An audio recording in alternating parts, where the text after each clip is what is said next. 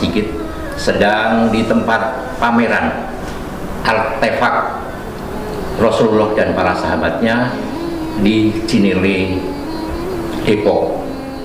Kita lihat batu yang warna hijau, ini adalah batu meteorit yang fungsinya atau peruntukannya untuk dinding Ka'bah. Jadi Ka'bah itu dari Nabi Adam alaihissalam sampai sekarang kerajaan Arab Saudi itu dilakukan beberapa kali renovasi atau perbaikan-perbaikan. Untuk dindingnya digunakan batu spesies ini. Ini batu meteorit, dapatnya dari sekitar pegunungan Ka'bah. Kalau yang hijau itu untuk dipasang di dindingnya, yang hitam ini pada fondasinya atau bagian bawah Ka'bah, sama di bagian bawah Masjidil Haram juga. Ini menyalurkan dingin, jadi kalau disentuh dia dingin, dan taruhnya di bagian bawah lantainya. Ada kandungan elektromagnet juga, jadi kalau misalkan pesawat terbang ke atas itu merusak alat navigasinya, makanya nggak ada yang pesawat lintas langsung. Berani ya. Terus ada juga yang pernah menguji di bagian bawah daerah Ka'bah itu dinding Ka'bah ya. Ini yang dinding Ka'bah. Ini lantainya ya. Ya. Terus ini namanya beras ayat. Jadi ngelihatnya dari sini ada kaca pembesar. Itu satu butir beras, tulisannya surah Al-Ikhlas. Dibuat oleh seniman di Suriah. Usianya 100 tahun kesenian.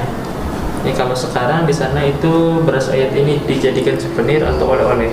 Batu sijil, ini batu sijil, Batu sijil. Iya, di waktu diturunkan itu diberikan panas yang luar biasa sehingga perumpamaannya seperti batuan dari neraka, saking panasnya waktu diturunkan. Dan ini juga dapat mengenai musuh walaupun sedang bersembunyi, itu seperti peluru kendali. Siti Fatimah, ketika masih kecil. Nah, ini wadah susu kambing atau susu onta, biasanya dipakai di hari-hari tertentu untuk ditaruh di wadah ini. Ini juga dipakai cucunya Rasulullah SAW, Sayyidina Hasan, Sayyidina Husain. Itu untuk batu-batuan sama perhiasannya itu tambahan. Nah, ini replika asli. Replika. Ini replika yang pertama pedangnya Salahuddin Al-Ayyubi yang saat perang salib lawan musuh-musuh dari Eropa abad pertengahan. Mungkin orang barat nyebutnya Saladin. Ini replika, jadi buatan. Kalau ini replikanya pedang Zulfikar, pedang Sayyidina Ali yang didapatkan dari baginda Rasulullah SAW. Jadi kalau yang ini aslinya itu dipercaya disimpan di Museum Topkapi Turki. Bersama pedang-pedang Rasulullah yang lain. Kalau ini tongkat kayu, ini jenis kayunya saja yang sama dengan tongkatnya Nabi. Ini adalah kayu lus, jenis kayu yang tumbuh di Arab. Kita lanjut lagi. Ini adalah busur panahnya Rasulullah SAW, di mana busur panah ini bahannya kayu Aisyah. Ini busur komando, anak panah dilepaskan itu penanda perang dimulai. Iya. Dan di ujungnya itu ada cap dari Amirul Mukminin. Ini kayunya kayu Aisyah. Jenisnya tumbuh di Arab saja di sana. Kalau di Indonesia nggak ada jenis kayu Aisyah. Busur panah. Kalau ini siswa Ka'bah bagian dalam. Kalau kita melihat Ka'bah itu ditutupi kain warna hitam, itu bagian luarnya, di dalamnya ada lagi kainnya. Kain ini ya. Ya. Tutup Ka'bah. Yang hijau itu dipasang pada bagian dinding dalam Ka'bah, sedangkan warna merah itu dipasang di atap atau langit-langit di bagian dalam Ka'bah. Ini eranya 1926 sampai 1949. Kalau ini replika baju perang besi dari era penaklukan Konstantinopel oleh Muhammad Al-Fatih.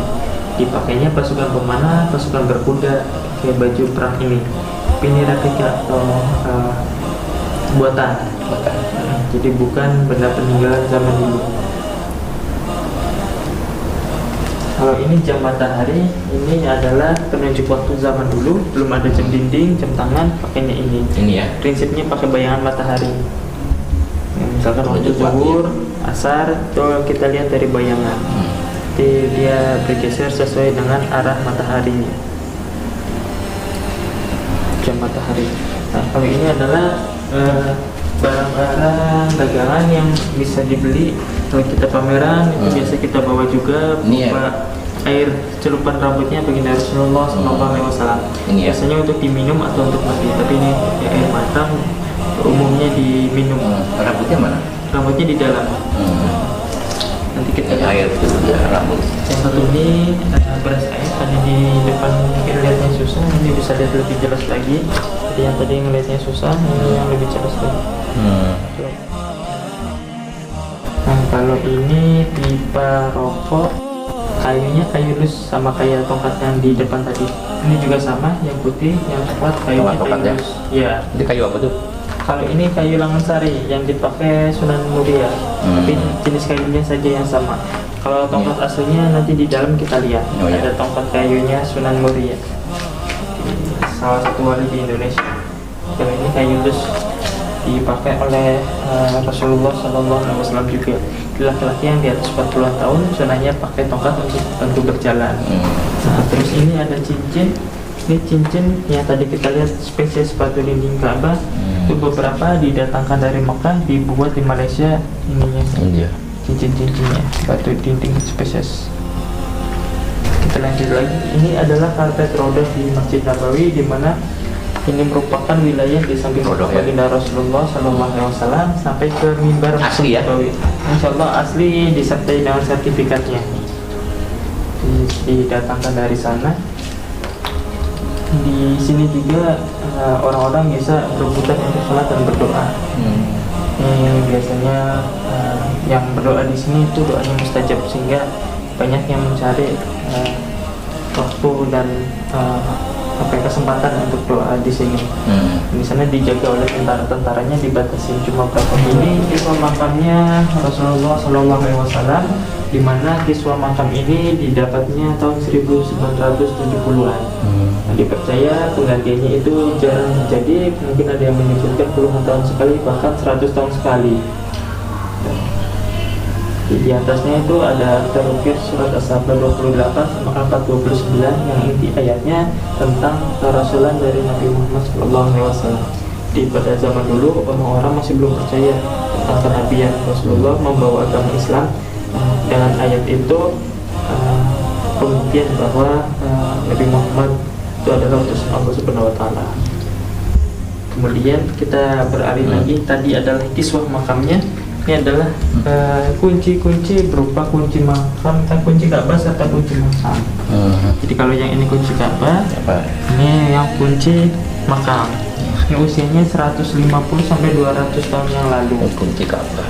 Era-era Utsmani. Kunci makam Rasulullah. Iya. Jadi biasanya diganti. Itu penggantiannya juga jarang terjadi. Setiap penggantian beda model, beda ukuran. Nah, setelah tidak digunakan biasanya ditaruh di museum-museum atau di kolektor atau di lelang. Ini koleksi pedangnya Khalid bin Walid, panglima perang Islam yang tak terkalahkan. Di museum, insya Allah asli berdasarkan sertifikat pengujian. Ini adalah pedang dengan berat kurang lebih 4 kiloan, dan ini salah satu dari lebih 200 bilah pedang koleksinya beliau. Hebat ya. Ya, di atasnya itu ada ayat kursi, yaitu ukiran yang ditambahkan. Itu biasanya tambahan kolektor untuk estetik keindahan gitu. Sarung pedangnya sendiri ada perbaikan atau penambahan, restorasi. Dan kita lihat tali-talinya masih baru, ada batu-batuannya. Itu penambahan. Waktu ditemukan ada bagian-bagian yang rusaknya gitu.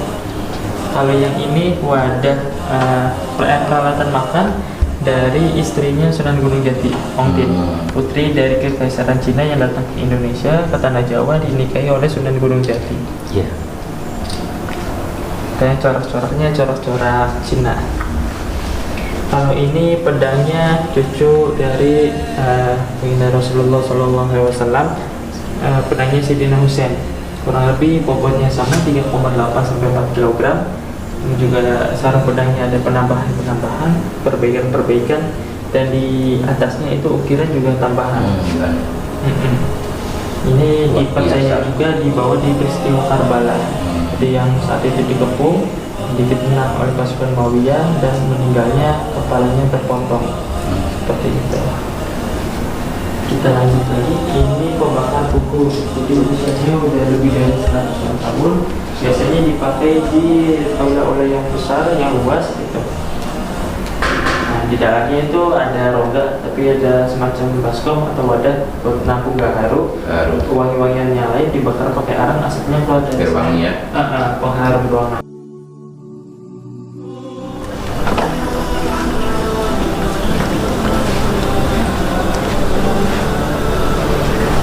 Jadi ini pertama tanah makam dapatnya dari Masjid Nabawi Madinah.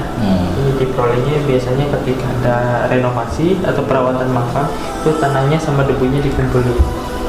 Kalau yang ini darah bekamnya Rasulullah SAW. Itu warnanya masih merah segar, yang udah mencium katanya baunya harum, tidak bau Asli ya? amis darah. Insya Allah asli. Asli ya? Ada hasil pengujiannya. Di darah bekam itu Ini darah bekam Rasulullah ya? iya, ada kisahnya para sahabat pernah meminum atau menelan darah bekamnya Rasulullah. Bahkan darah perangnya juga, ketika perang terluka darahnya diminum. Kemudian ini ada janggut, ini janggutnya. Kemudian di sebelah ada rambutnya. Ini rambutnya? Iya, lurus sedikit ikal. Ada yang menceritakan panjangnya dari Ini rambutnya ya? Iya, sampai telinga, ada yang menyebutkan sampai ke pundak. Iya. Ini janggut sama rambut masih tumbuh memanjang, masih numbuh. Kalau yang ini ekstrak keringatnya itu didapat dari tempat tidur. Jadi zaman dulu tempat tidurnya dari pelepah-pelepah tanaman. Ada noda di situ menempel keringatnya, terus diekstrak didapatkan. Nah hasilnya itu wangi juga harum. Kalau ini siwak atau miswak, kayu yang biasa untuk bersihin mulut ya? Sunahnya Nabi kita untuk bersiwak. Kalau ini terompah atau alas kaki terbuat dari kulit onta. Asli? Insya Allah asli berdasarkan hasil sertifikasinya. Ini Rasulullah? Ya, jadi dari kulit onta. Zaman dulu ini pemberian Raja Syria. Di kebanyakan hadiah-hadiah dari pembesar atau para sahabat. Totalnya lebih dari 40 koleksi. Ini salah satunya. Mungkin di Museum Topkapi Turki ada juga sendalnya Rasulullah SAW. Kalau ini alas kakinya, ini tapak kakinya. Ini tapak kaki beliau ketika pertama kali ke Yaman. Di tanah, tapi udah dikerasin tanahnya. Tapak kaki Rasulullah. Bahkan di dekat Ka'bah sendiri ada makam Ibrahim alaihissalam, di kakinya Nabi Ibrahim ketika membangun Ka'bah. Kalau ini dirbeh atau girbat, tempat air, pada air, kantong air. Dari kulit onta. Air jam-jam gitu ya? Ya, dipakai di saat perjalanan naik onta atau dibawa ke perang, medan perang. Ini tadi kita lihat tongkatnya di atas. Ini yang asli ya? Tongkat Nabi. Terus Ini tongkat aslinya Nabi ya? Insya Allah asli berdasarkan sertifikat. Di bawah itu tongkat Sunan Muria. Di tongkatnya sendiri ada banyak, nggak cuma ini, ada kurang lebih 15-16 koleksi. Ada yang di sini, ada yang di Turki, ada yang di mana. Kayunya juga macam-macam. Ada kayu lus, ada kayu ayusia, ada kayu siptus seperti kapalnya Nabi Nuh alaihissalam. Ada kayu koka yang biasa kita tahu buat Ya, saya tahu ya. Kalau ini kita tutup itu adalah rambutnya Siti Fatimah, putri Rasulullah. Kemudian Siti Aisyah. Siti Aisyah ya? Iya, ada dua rambut yang kita tutup karena memang tidak diperkenankan untuk dilihat. Iya, karena termasuknya aurat. Nah, kalau yang ini cemeti atau cambuk dari Rasulullah SAW, terbuat dari kulit kambing atau kulit unta. Itu ujungnya juga ada tembaga. Ini dipakai di perang juga. Di perang ya? Iya. Nah, ini luar biasa ya? selain perang juga memang fungsinya untuk menunggang kuda, menunggang unta. Iya. Kalau ini imamah atau sorban, panjangnya kurang lebih 5 meter. Biasanya kalau kita lihat asli ya? Insya Allah asli berdasarkan sertifikatnya. Jadi biasanya kita lihat di Indonesia para kiai ustadz itu pakai sorban warna hijau, kalau nggak putih, kalau nggak hitam. Itu ngikutin sunnah Nabi. Sorbannya biasanya pakai 3 warna itu kesukaannya. Jadi ini aromanya juga dari dulu sampai sekarang masih wangi. Boleh dicium dari lubang di bawah ini. Jadi dari tubuh Nabi sendiri bau tubuhnya harum, tidak ada yang bau tidak enak, walaupun keringatnya juga wangi. Kalau ini adalah wadah Zam-Zam hadiah dari kerajaan Cina zaman dulu. Jadi kalau kita pernah dengar tuntutlah ilmu sampai negeri Cina, nah ini ada bukti nyatanya bahwa zaman dulu Arab sama Cina udah ada hubungan gitu. Mungkin sekian item artefaknya. Sebenarnya ada lagi yang tidak dipasang di sini seperti kiswah Ka'bah. Kiswah pintu Ka'bah itu kan ukurannya besar, 2,5 kali 7 ke 8 meter gitu. Makanya kita simpan, nggak kita pasang. Oke, mungkin cukup sekian. Ya, mohon maaf jika saya ada salah-salah penyampaian kata. Terima kasih. Assalamualaikum warahmatullahi wabarakatuh. Waalaikumsalam warahmatullahi wabarakatuh. Jadi barang-barang seperti ini kalau kita ambil sejarah Islam, ya, barang-barang ini kan sebenarnya sudah tersebar dibawa oleh keturunan dari Rasulullah. Ya. Kemana? Itu ke daerah ya, bukan di Saudi, itu di Yaman. Ya. Di Yaman, di Suriah, di Jordan, Turki, Mesir. Nah, jadi tersebar di daerah-daerah Jazirah Arab yang itu. Karena berdasarkan sejarah setelah Sayyidina Hasan dan Husain wafat, itu kan Ahlul Bait itu banyak yang diusir. Ada sekitar 2000 Ahlul Bait yang di Kisos waktu itu kan. Nah, diusir, berpindahlah ke Yaman, ke Turki, ke Mesir, Irak, Iran itu. Dan ya, kita tahu Khalifahan Abbasiyah juga kan pusatnya di Irak gitu. Nah, dikumpulkan dari sana ya, dibawa ke Malaysia. Nah, di Malaysia sendiri ini kan barang-barang ini kan ada yang punya kolektor, ada yang punya museum, gitu kan. Nah, sehingga harus dimaharkan. Nah, ada beberapa, hanya sedikit sekali pihak yang diizinkan oleh Persatuan Negara-Negara Arab untuk menyimpan. Jawa Barat.